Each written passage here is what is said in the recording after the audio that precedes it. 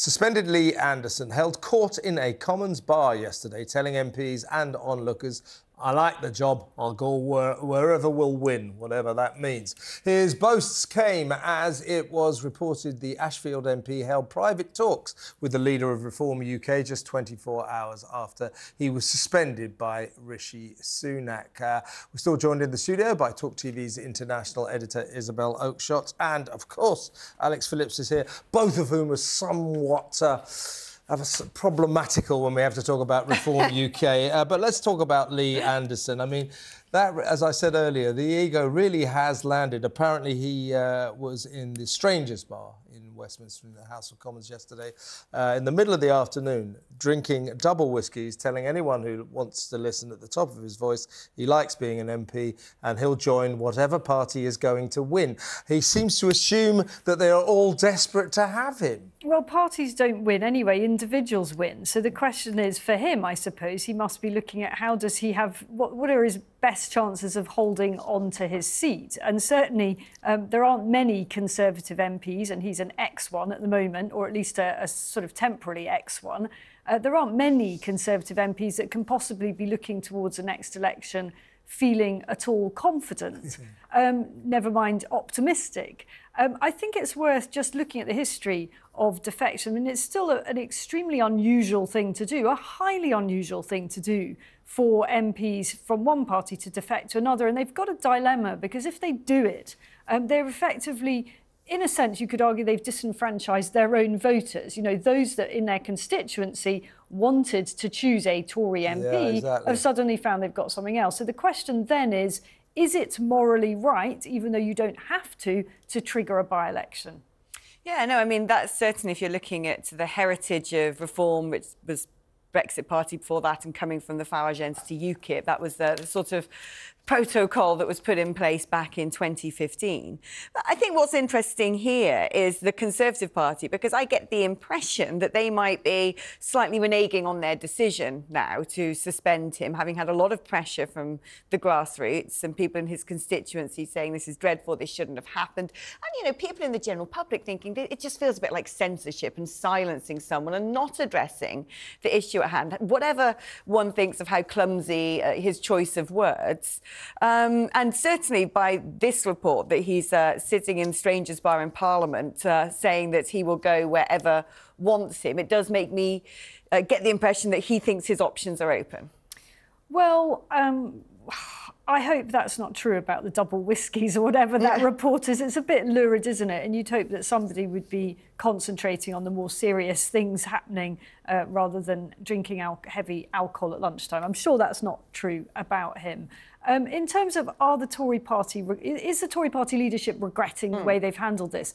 It's messy. I think it was, as I said before, I think it's a misjudgment, the way that they have managed this. I think that whilst they may already be regretting it, they've sort of backed themselves into a corner. We've had James Cleverly, the Home Secretary, saying that he would have to apologise, that Lee Anderson would have to apologise. He has made it crystal clear he won't be apologising. So where does that leave them? It leaves them at an impasse. Now, what they could do, the Tory party, is just let this fade away for a bit, let it go a bit quiet, and then quietly let him back into the fold in a few weeks' time. And that is, of course, an option. But the difficulty with that is it going to, if or when he was let back into the fold, is there then going to be some great firestorm and a bunch of Tory MPs and colleagues say, how dare you have done this, and then the whole thing erupts again? Yeah, and the thing that worries me about Lee Anderson, as we all agree, everybody agrees, what he said was very, very clumsy. But what he's saying is he's worried about Islamists and Muslims, extremists, and the effect they're having on our country right now. And if you listen to Rishi Sunak and Keir Starmer, it's as if no one is thinking that at all. They're virtue signalling their way out of that, and that is ridiculous. And also, there's been very precious little coverage of the death threats that the Reform UK candidate, and there are plenty of other candidates in the upcoming by-election tomorrow, has had in Rochdale. Yeah.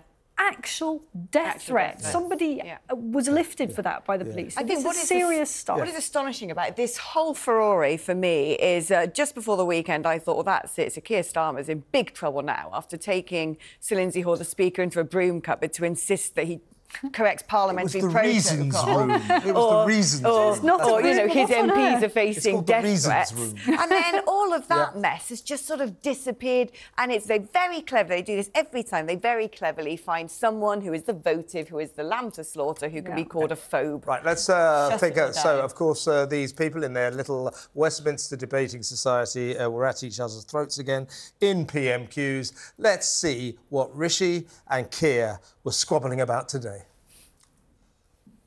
A Tory MP spent last week claiming that Britain is run by a shadowy cabal made up of activists, the deep state and, most chillingly of all, the Financial Times. At what point did his party give up on governing and become the political wing of the Flat Earth Society? Wow. Sorry, that was pathetic. It is I mean, pathetic. come on. You know, the country at the moment looks like a smoking ruin, and you're going on what some ex-Prime Minister may or may not have said in some conference or speech somewhere on the other side of the Atlantic. Sorry, it's really demeaning of Sir Keir Starmer to have gone on that. Yeah, but you're doing him wrong. Listen to this zinger. He taunted Rishi Sunak about having Nigel Farage back in the Tory party. Take it away, Keir. She also claimed, Mr. Speaker, that Nigel Farage is the man to restore the Tory party. Can the Prime Minister confirm whether he too would welcome Mr. Farage back into the Tory fold?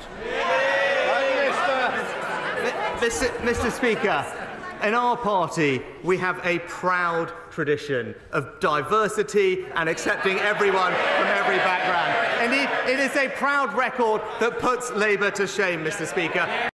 It's like a comedy show. Just the usual sort of show. uppity left-wing sneering, I know, I'm going to say Liz Truss, I know, I'm going to say Nigel Farage to try and score points. And frankly, most people out there just won't agree with Sir Keir Starmer's judgments at all. Yeah, well, if you think Keir Starmer's implied brilliant, judgments. if you think Keir Starmer's brilliant, you have a listen. This is Rishi Sunak coming back at him with an absolute rapier wit. Take it away, Rishi.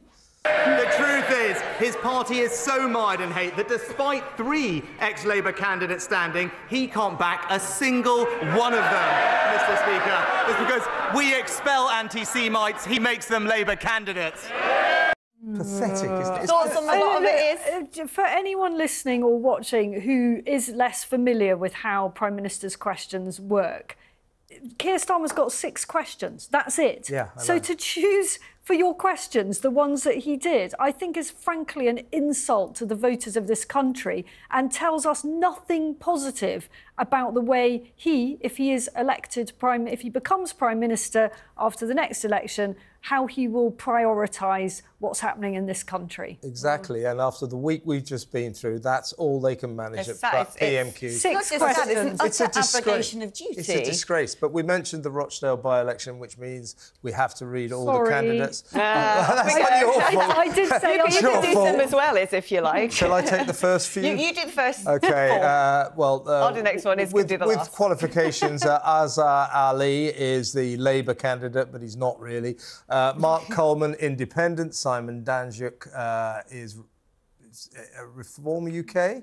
Ian Donaldson, Liberal Democrat. Paul Ellison, Conservative. George Galloway, Workers' Party of Britain. Over to you. Oh, the 2 Howards, William and Michael, both independents. We still don't know if they're related. Guy Otten, who I don't know anymore if he's the Green Party He or may not. I be, think he's he might not I don't know. I be. think that's another one that's up in the air. Raving Rodent Subaltner, who's official monster raving loony party. Make a wish, you can do the last one And if you like. David Tully. And David Tully, Good old Independent. David Tully. I think what we can say is that the good voters of this country have a rich and varied offering there. It's a very Yeah, rich and they varied certainly offering. do. But